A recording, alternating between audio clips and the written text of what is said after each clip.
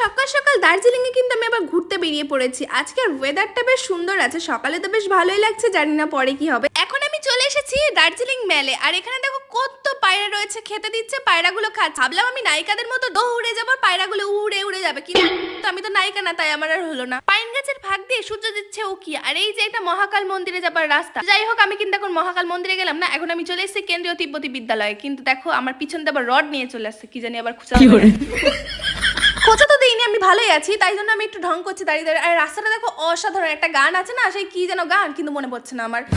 তাতে কি হয়েছে, চলো রাস্তা দিয়ে হাঁটি। এখানে ওরা গান বাজিয়ে এক্সারসাইজ করছে, আর আমি এখানে দাঁড়িয়ে দাঁড়িয়ে ফিল নিচ্ছি। এখান থেকে পাহাড়টা কতই না সুন্দর লাগছে। আর ওই যে দেখা যাচ্ছে কাঞ্চনজঙ্ঘা, স্লিপিং বুদ্ধ।